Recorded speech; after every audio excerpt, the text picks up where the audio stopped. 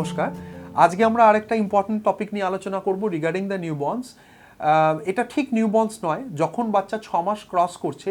So there is a term that is called, we use to tell the parents, that is called complementary feeding. So complementary feeding নিয়ে আমরা আজকে আলোচনা করব। এটা নিয়ে প্রচুর জায়গায় প্রচুর আলোচনা হয়, প্রচুর জায়গায় প্রচুর কথা হয়, বাট স্টিল আমি দেখি কিছু পেশেন্টস সেই ব্যাপারটাকে লাইটলি নেয়, সেটাকে স্টার্ট করে না। আজকে সেটাই আমার আজকে বলার বিষয় যে কমপ্লিমেন্টারি ফিডিং কী, কমপ্লিমেন্টারি ফিডিং আমরা কেন স্টার্ট করতে চাই এবং কমপ্লিমেন্টারি ফিডিংয়ের কি বেনিফিটস, হ্যাঁ এটা কেন আমরা বলি, বারবার কেন প্রেশারাইজ করি যে দাও দাও দাও complementary, you have to start the complementary feed. So complementary feed is something feed that complete the proper development of the newborns, that help to complete the proper development of the newborns. কেন আমরা বলি এর starting of that complementary feed, normal timings যেটা বলে WHO থেকেও বলা হয়েছে, সব জায়গায় বলা হয়, যত রকম আপনার আমেরিকান একাডেমি অফ পেডিয়াট্রিক্স বলুন, সব জায়গাতেই বিভিন্ন থিসিস আছে এটা নিয়ে। এরা যেটা বলছে যে 6 মাসের পর থেকে mandatorily you have to start the complementary feed.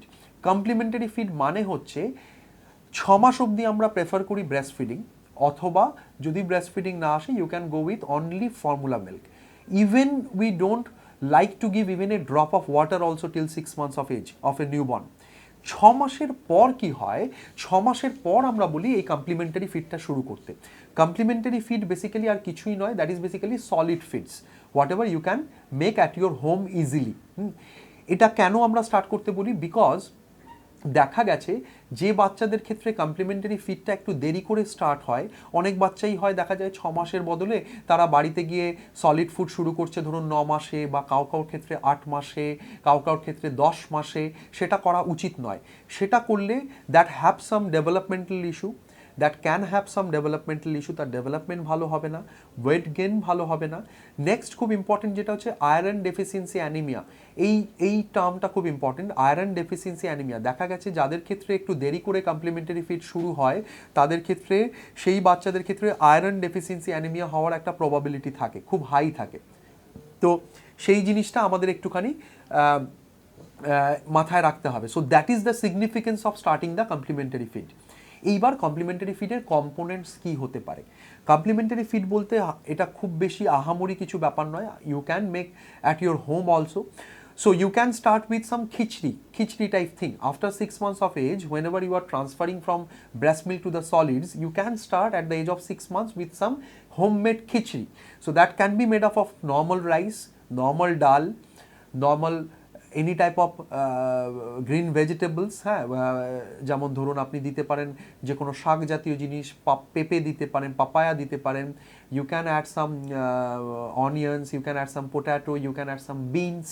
Try to avoid the carrots little bit. 10 মাস অবধি ক্যারটসটা অ্যাভয়েড করাটা ভালো, হ্যাঁ, কারণ সে এনজাইমটা থাকে না ওটাকে ডাইজেস্ট করার জন্য, সেই জন্য ক্যারটসটা 10-11 মাস অবধি অ্যাভয়েড করে তারপরে শুরু করাটা ভালো।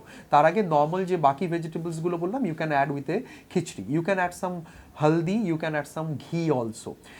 এইবার খুব ইম্পর্টেন্ট যেটা, কমপ্লিমেন্টারি ফিড আমি কতবার খাওয়াবো বাচ্চাকে এবং কত অ্যামাউন্টে খাওয়াবো, মানে ফ্রিকোয়েন্সি কী হবে এবং কতবার আমি খাওয়াবো, কত অ্যামাউন্টে খাওয়াবো। So frequency should be, we usually tell that 6 থেকে 8 মাস এই ফেজটায় মোটামুটি সারাদিনে 3 বার খাওয়াতে হবে। You have to go with 3 times in a day complementary feed, and each time the amount should be 3 teaspoon।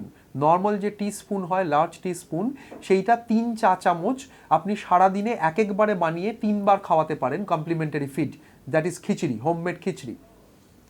এইবার যেটা ইম্পর্টেন্ট বলার, যে খিচড়িটা যে আপনি বানাবেন, so every time you should make that separately. মানে আপনি সকালে যখন খাওয়াচ্ছেন অল্প করে বানালেন, আবার সেটা দুপুরে আলাদা করে নতুন করে বানালেন, আবার সেটা রাত্রিবেলা বানালেন। একবার বানিয়ে কিন্তু সেটা সারাদিনে খাওয়ানো যাবে না, দ্যাট ইজ ভেরি ইম্পর্টেন্ট, সেটা একদম করা যাবে না। সো এটা হলো ফার্স্ট। নেক্সট, কমপ্লিমেন্টারি ফিডের মধ্যে আরেকটা কম্পোনেন্ট আমরা খুব বলি, that you can start any fruits at the time of Don.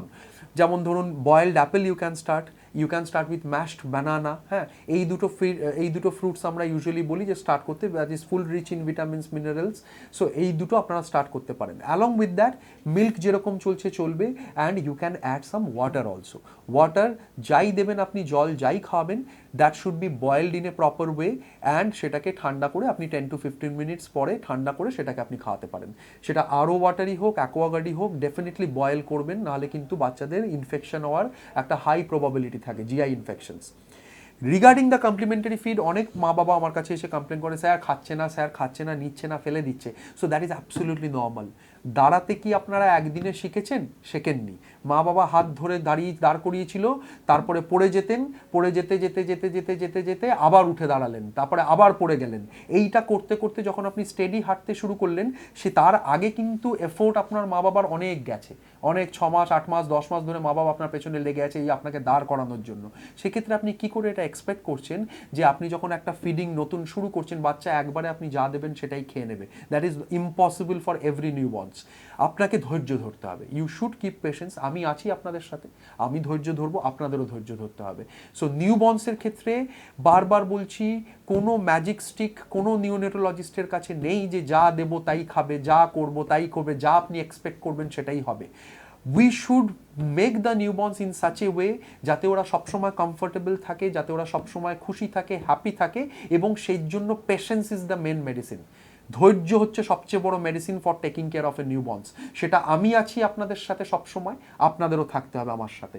So that is the most of the things already I told regarding the complementary feed, যে কী কী components হবে, তার ইউজফুলনেসটা কী, complimentary feed আমরা কেন দেবো, and when to start the complementary feed.